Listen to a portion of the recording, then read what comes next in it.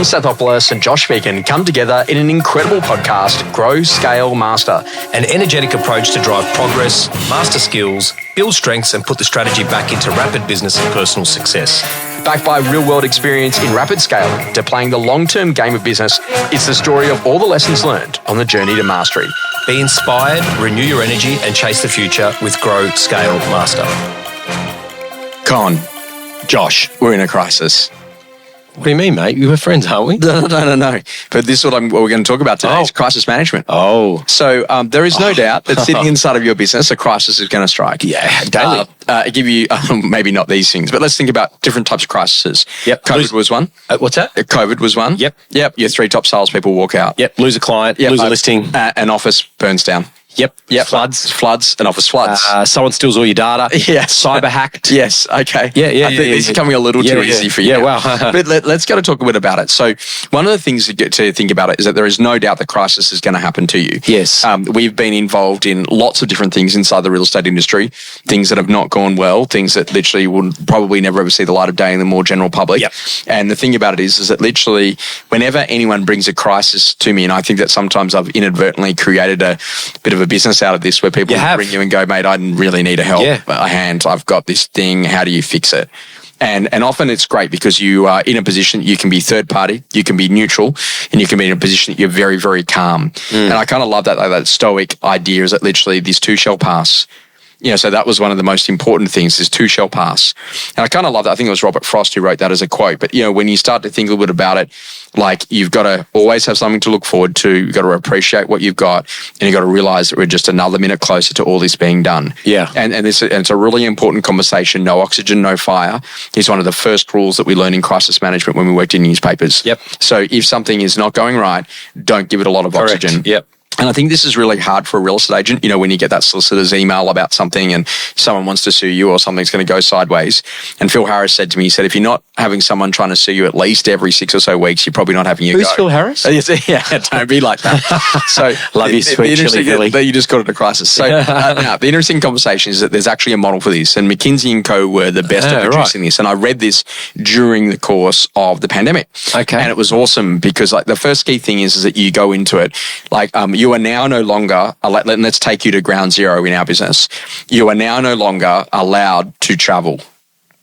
Your whole model is done. I can't speak to anyone. Yeah. I can't go in front of any audience. Yep. My major revenue item is now gone. Yep. Any live events that I'm now going to do are now illegal. Well, your business is done. And so you're finished. Okay, great. You're done. Thanks, God. It's just feeling good. So the first stage is denial. So we're, okay, great, we're in serious trouble here. Like what are we actually going to go and do? Mm-hmm. And when we go into ground zero, the foundational conversation is, okay, great, this is a crisis. So we pull together the crisis team. So ultimately, Kylie and I come together and we say, okay, great, what can't we do? Mm-hmm. We can't travel. Okay, great, what can we do? Okay, great, we can learn. We can learn fast. We can learn on the fly. Yep. We can learn to adapt. Yep. Okay, great. Has the goal changed? No. And then all of a sudden she said to me, but the method of delivery has. Yeah. I said, say that again. Light bulb. So the goal has changed, right? The goal hasn't changed, but the method of delivery has. Okay, great. What methods of delivery can we go with? We can do podcasting. We can do Zooms. Zoom, what is Zoom? Do we have an account? Let's get an account. Okay, great. So we're going to get an account. How do we do this? People want a recording. How do we do a recording?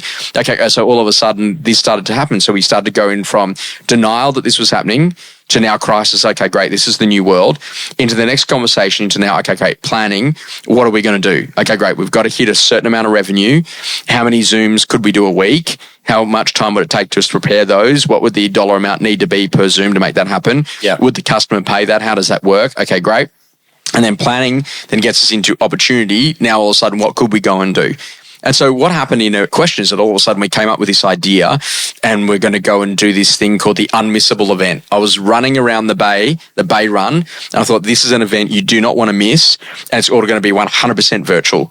And we had 1,000 people come to that event in one go at a paid ticket level. Wow. And in seconds, we made more revenue in that particular event. And you didn't have to get on a plane? Didn't have to do anything. And it was unbelievable. And so then we ran the second one and about half the number of people turned up to. And then we ran the third one and we lost 10 grand. So this is denial, crisis, planning opportunity. But at peak crisis, everyone wanted to go to that event. When everyone was cool and making cash again, they didn't need to go anymore. So we learn out of that. But I think that this is interesting is that like whether or not, something good, bad or indifferent is actually happening inside of your business, we're in the denial stage this has happened. Okay, great. Well, it has. Crisis. So what does it mean? Let's get real visuals and real optics on it. Who do we need to put on our crisis panel? Who could we bring in? Do we need our accountant? Do we need our solicitor? Do we need a tech person? Do we need a marketing person? Do we need a video person? Who are the best people? Do we need Josh? Okay, great. Then planning. How are we going to go and get through this? So what will this actually look like? What are the steps here to go and make it happen? And then what are the opportunities that are coming out of this? And what's the old school saying? Never waste a crisis. Okay, great. So you said that too quickly. So when you start thinking about that, let's have a look at it. In crisis management, first thing I always think is stay calm. Why is it important to be calm? Well, it's kind of like, when someone yells shark and everyone just kind of like runs and doesn't put any thought into what might be the next steps, logical steps. I think staying calm also, if you're a leader in the business, gives people the confidence that this too shall pass. Yes. And more importantly, that there is a plan. Yeah. And I think the third thing is, as an individual, when I've been through crisis, panicking alters your state alters your behaviours, and your behaviours alter your actions. You tend to get a poor outcome. So by staying calm and realising, hey, am I really in control of this? Were you in control of COVID? Absolutely not.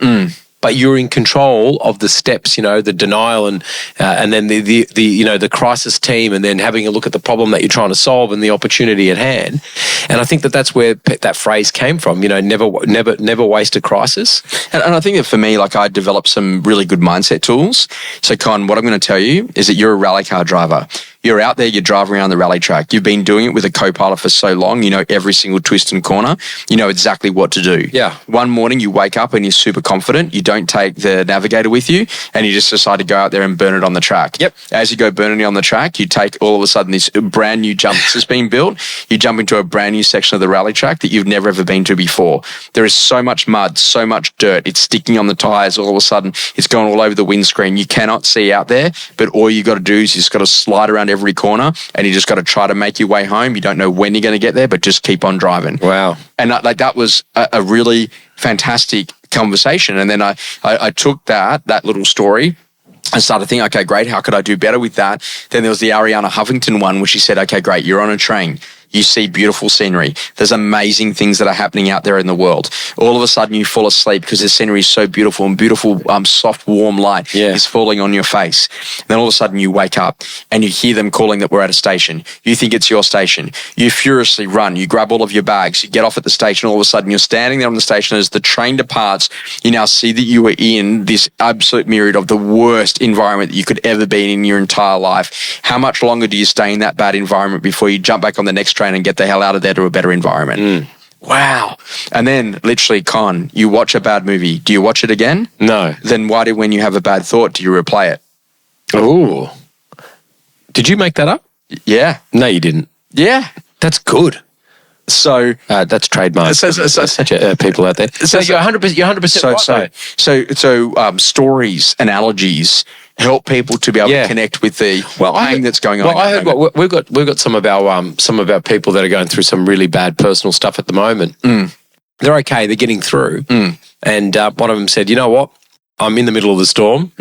I can either, turn around and go back that way, or I can just keep pushing forward." And there's an animal, I think it's the bison, that runs through the storm. That's exactly right, because they know that it's going to pass. It's actually easier to run through it than try to go and fight it, So, and I think that's a great analogy as well. So I always think that in a crisis situation, number one, stay calm. Yep. Number two, assemble a board of advisors. Yes. So when you've got some really clever and smart people around you who can think through the situation, think through the problem, and can actually help to give you third-party advisory, it's awesome.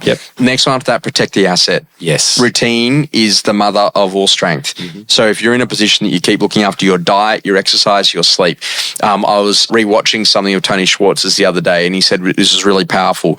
He said, if you think about it, physical energy is the quantity of your energy, but emotional energy is the quality of your energy. Ooh, I like that too. So if you're emotional, tired, withdrawn, upset, angry, then the emotions drop. Yes. And so then that creates a problem because your energy's quality is terrible. Yes. So what you've got to do is you've got to get the emotions looked after, because if the emotions are on track, then all of a sudden your behaviours will be consistent with a winner. Yeah, that's great. So protect the asset.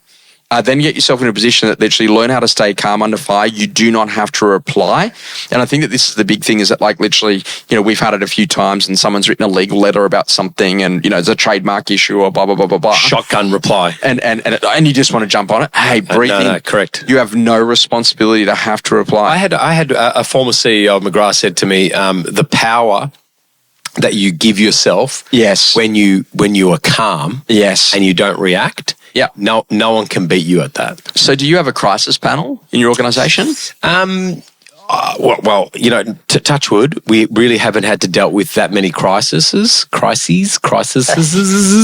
mean, COVID, we didn't even know what we were doing. And, that was one of the best experiences for us, but unfortunately at the cost of a lot of, humanity. Yeah. But yeah, like if you said to me, there's a crisis right now, I could probably assemble a very quick board, depending on what the crisis is, literally within an hour. Mm-hmm. And I think that's really the conversation is about, like, learn. It's not that it won't happen to you. It will happen to you. Yeah, of course. But learning how to cope through it's a really important foundational piece. Experiences that rapidly shaped you. I just love this whole conversation around the power of clarity. And I remember I was negotiating on something with someone recently and I kind of said like, look, maybe we'll do it, but we're not sure yet. And I said to this particular person, hey, look, I just got to let you know about a couple of little basic personal things in my life. Yes means yes, no means no, and maybe also means no. Correct. So when I hear you say maybe, what I'm actually hearing you saying is no, and I'm going to rule you out. Is that correct? Yeah. He goes, oh, no, that's not correct. I said, well, then what is it? He goes, well, it's not no. I said, well, it's not maybe, so it has to be yes then. He's like, all right then. And that's how we closed the deal. But like literally, don't let anyone ever be a priority for you when you're just an option to them. Yeah, that's a good one. I like that. And I think that this whole conversation is that literally keep the main game the main game. Yes. Stick to your knitting. Yeah. Ideas or experiences that are rapidly shaping me, the difference between good to great really isn't that big. I believe in real estate and I've been observing a lot of our people and, why does one person outperform phenomenally comparatively to the other person who kind of maintains the status quo? And I think I've kind of nailed it. I think I have. I think people get to a point where they make a decision to decide to level up. Because realistically, in terms of acquisition of necessary skill to perform the task of prospecting, listing and selling, most people have that down pat. What's the difference between, let's say, an Amit and say someone else is simply because they made a decision to decide to go pro. Mm-hmm. And they made the decision to just get out there and give it a good go, didn't they? That's right. Something that's changing your view. The rise of the digital addiction and learning how to have actually the power in the now. So I read a book the other day and it was called Careless People, A Story of Where I Used to Work. Careless People, A Story of Where I Used to Work. And so what this lady was, is she was effectively involved underneath the two majors, Mark and Cheryl, at Facebook. And some of the things that you read in that book is unbelievable. Wow. So there's a story that an Australian advertiser was buying access to vulnerable people under the age of 15.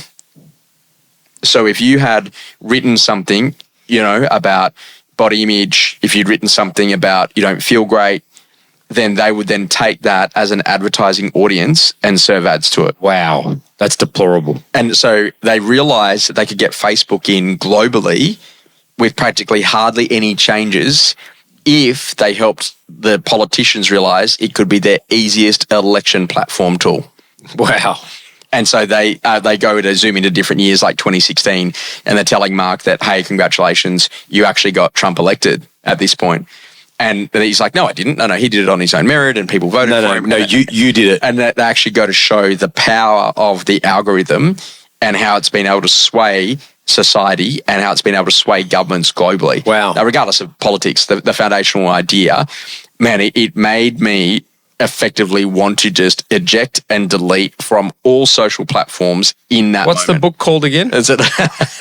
I'm going to give it to you, mate. It's Careless People, A Story of Where I Used to Work. Wow. But I think that this is that whole conversation. I'm a big one for technology. Don't worry, I'm still on the gram. But the basic foundational idea is that learning how to really be present in the moment and to learn that ultimately you don't have to be addicted into those tools, but use them rather wisely. But you've got to set safe barriers for the type of person that you actually actually want to be. And you just got to be careful that you're not putting yourself into your own crisis because you're watching the same content over and over again of stuff that may not actually be true inside of your world. Yeah.